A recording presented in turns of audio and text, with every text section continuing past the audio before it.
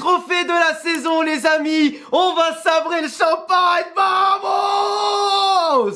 À la Madrid, in Damas, les amis. 3 derniers classicos officiels, 3 victoires, donc 2 victoires en tout cas avec 4 buts marqués pour le Real Madrid. Le Barça, les gars, attendez, je pose la bouteille 5 secondes. Le Barça, on les a désossés ce soir. On les a détruits. J'avais dit quoi dans mon avant-match? Le Real ce soir, il joue comme il faut. Le Real ce soir, s'il y a Vinicius, Rodrigo qui sont en forme et qui se décident de passer un palier dans les classicos, mais on les désosse. Et encore une fois, j'ai raison. Aujourd'hui, on a eu la révélation sur plusieurs choses. Le Real Madrid, avec cette génération, avec ce groupe, avec ce talent, cette gestion, ce potentiel, mais infiniment supérieur à tous les niveaux FC Barcelone. Là, c'est que l'ordre des choses qui est en train de se mettre en place, les gars. Peu importe les absents de chaque côté, ce qu'on voit ce soir, et ce qu'on a vu mercredi avec la victoire 5-3 contre l'Atlético Madrid, quand tu mets 9 buts à 2 de tes rivaux historiques en la même semaine, c'est que quand même une différence de niveau qui trompe pas. Le Real Madrid aujourd'hui est largement au-dessus. Et ce soir, la différence, elle était énorme. Le Real qui commence le match, les gars. 10 minutes de jeu, 2-0.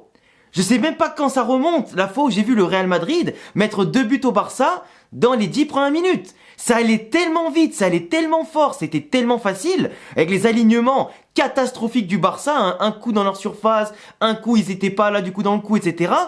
Mais c'était trop facile. Bellingham qui te fait encore un match phénoménal, qui entre 2 défenseurs, 3 défenseurs, arrive à la glisser à Vinicius qui s'était replacé, qui va tout seul, qui dribble le gardien, qui marque, avec une facilité que par moment on aimerait bien qu'il l'ait davantage, c'est phénoménal. Rodrigo qui fait l'appel magnifique, avec la défense pas alignée, sur une magnifique passe en profondeur, et après il sert Vinicius qui est bien placé avec le caviar pour mettre un tapin au fond, c'est parfait. 2-0, tu mets la pression sur le Barça, qui doit maintenant prendre des risques pour jouer, pour essayer d'égaliser, et en plus, t'es bien en place. Par rapport aux autres classicos qu'on a pu faire, où on prenait des buts dès les premières minutes, là c'est nous qui mettons en tout cas l'ascendant sur le match dès le départ. Et c'est bien. Et là où j'aimerais dire aussi un truc, c'est que tu vois, ce groupe-là du Real Madrid est plus que décomplexé. Par rapport à l'équipe de Cristiano par exemple, qui des fois surdominait le Barça mais n'arrivait pas à marquer plus de 1, 2 ou 3 buts dans le match, et souvent perdait ou se faisait reprendre alors qu'on défend surdominer les matchs. Là aujourd'hui, on domine, on a des occasions énormément, on est solide et en plus on les assassine. Et c'est ça qui est bon, c'est que ces jeunes-là ont pas peur de jouer contre le Barça. Si le Real regarde le Barça dans le blanc des yeux, on peut les contester sur le jeu, la possession, les explosivités, la finition, absolument tout, dans les transitions, etc. Et les replis, on les tue. Et aujourd'hui, le Real a des jeunes qui sont même pas encore à leur prime et qui sont prêts à lancer une dynastie sur plusieurs années en Espagne comme en Europe et dans les classicos. Là, on prend de l'avance en victoire en classico, on prend de l'avance ce nombre de trophées remportés, on est au top, tu vois. Après, ce qui m'énerve par contre avec ce Real Madrid-là, qui reste le même, peu importe l'époque, etc., c'est que même si tu mènes 2-0 au bout de 10 minutes, c'est que t'as un trou d'air de 15-20 minutes qui est aberrant. Parce qu'il y a une différence, les amis, entre reculer et laisser la balle à l'adversaire et le laisser faire son jeu et maîtriser.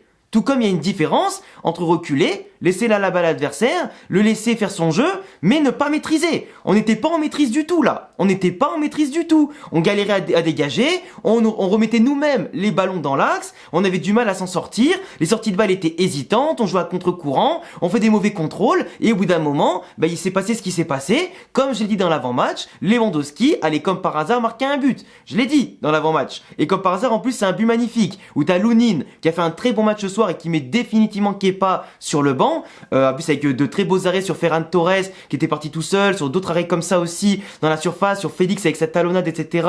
Aile de pigeon, c'était parfait. En tout cas, Lunin qui était caché par Nacho et par Bellingham, si je dis pas de bêtises, qui prend une reprise magnifique, un golasso d'un attaquant de classe mondiale. On les redonne de l'espoir à 2-1 au bout d'une demi-heure de jeu, c'était pas cool.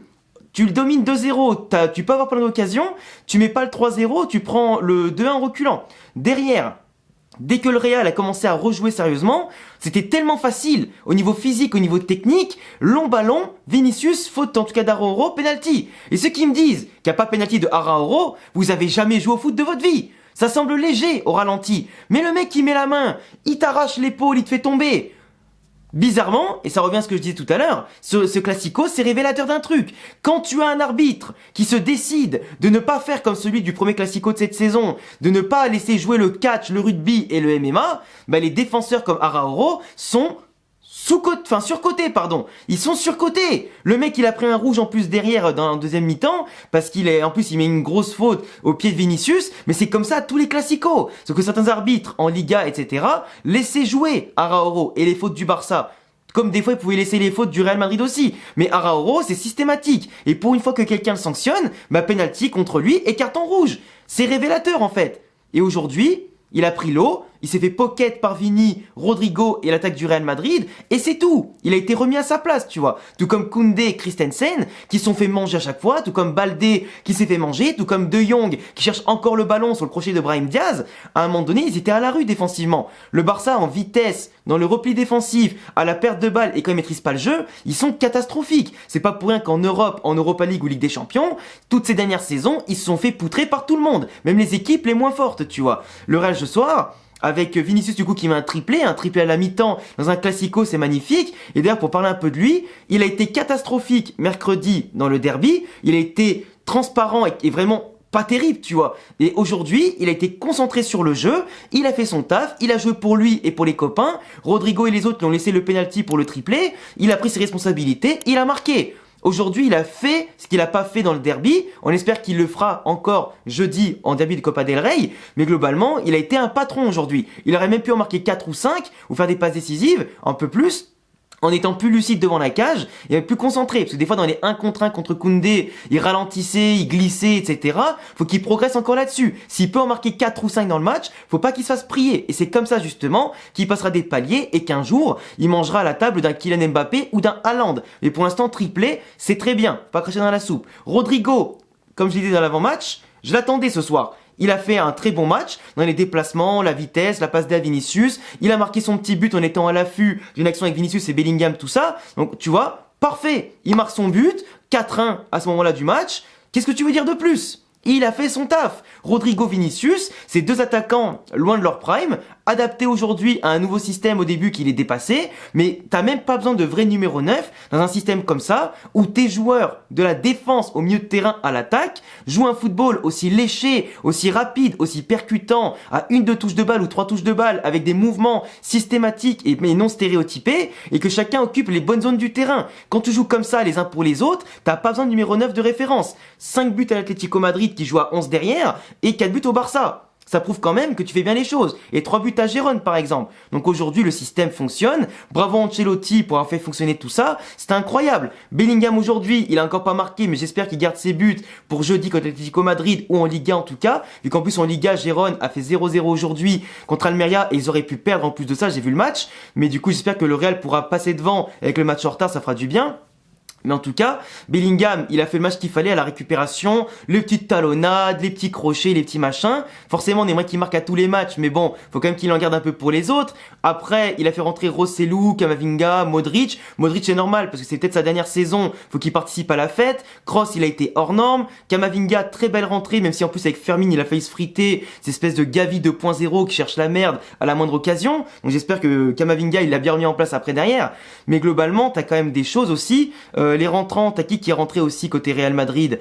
T'as Brahim en quelques minutes, il a mis le feu, tu vois. Et je suis dégoûté qu'il ait pas marqué, parce qu'en seulement quelques minutes, le mec te montre à quel point il est talentueux. Mais ça change pas et j'ai plus rien à vous apprendre, je pense. Après, derrière, t'as eu quand même la défense. Rudiger, Nacho qui ont été solides, qui ont été en forme sur Lewandowski, sur Ferran qui était transparent, sur Félix après qui est rentré qui était transparent, sur Lamine qui était transparent, Ferland Mendy ce soir, techniquement quelques boulettes, mais sinon très solide derrière. Ancelotti a dit en conférence, c'était le meilleur arrière de gauche défensif. À son prime, je veux bien qu'il y ait discussion. Aujourd'hui, c'est pas trop le cas, mais il se rattrape quand même de ses erreurs offensivement et techniquement parlant. Donc, il était solide, il a verrouillé le couloir. C'est tout ce qu'on lui demande. Donc, merci Ferland. Carvajal, très bon match aujourd'hui. Un peu moins actif sur les phases de jeu offensives. Il a plutôt défendu et servi de lance de rampement, en tout cas, sur le côté droit pour Valverde qui, lui, souvent débordait avec une activité tous les instants, une transversale qui a amené derrière le 4e but. Donc, encore une fois, bravo Valverde et Carvajal qui ont rayonné sur le couloir droit. Tchouaméni aujourd'hui, il a pas été si énorme que ça. Il a perdu des ballons, il a eu du mal des fois à en récupérer, à assurer ses passes surtout, les passes vers l'avant. Mais globalement, ils ont été crescendo, on va dire. Ils sont montés en puissance. Il a été pénalisé par le but de Lewandowski parce que quand il fallait défendre, il n'était pas forcément là dans la bonne zone. Après, il est monté en puissance. On l'a vu un peu redisparaître un petit peu vers le milieu du match. Et après, il est remonté en puissance vers la 70-75e après le rouge de Araújo. Mais globalement, le Real ce soir, excellent match. Lunin, comme je disais, il s'impose devant Kepa qui devrait partir et ne pas être conservé par le Real Madrid. Et normalement, Lunin est titulaire en Copa del Rey aussi et en Liga et en Ligue des Champions. Donc Kepa n'aura plus que des miettes aujourd'hui, c'est lui le numéro 2. Et c'est comme ça. Et en tout cas, Ancelotti fait des décisions, prend des choix qui sont payants. Et en tout cas, c'est parfait. Donc aujourd'hui, les amis, 13e Supercopa d'Espagne pour le Real. Plus qu'une à aller chercher l'an prochain pour égaliser les 14 du Barça. Donc j'espère qu'on ira la chercher l'année prochaine. Et en tout cas, un trophée qui envoie un signal à la concurrence, qui nous met aujourd'hui avec une équipe du Real qui est conquérante, qui est parfaite. On aurait aimé voir Nico Paz, on aurait aimé voir un 5e but pour une Manita, on aurait aimé voir Arda Güler en tout cas pour le spectacle aussi, mais le spectacle est fait, ils ont fait les devoirs, on a fait tourner un petit peu vers la fin, pas de blessure, pas en tout cas de problème, et aujourd'hui voilà, on met un gros coup dans la gueule du Barça, les rivaux historiques, on récupère la Copa qu'on a perdue l'an dernier contre eux, et puis voilà, on se fait plaisir, et j'espère que la suite de la saison sera encore meilleure. J'espère ne rien avoir oublié aujourd'hui dans le débrief. Au pire, vous me le direz en commentaire. Mais globalement, très fier de cette équipe-là. À la Madrid, Inadamas, les frérots. Abonnez-vous, cochez la cloche, le petit pouce bleu, les raisons en description. Bientôt les 70 000 abonnés, je compte sur vous. Et à bientôt pour une prochaine vidéo. Ciao les refs.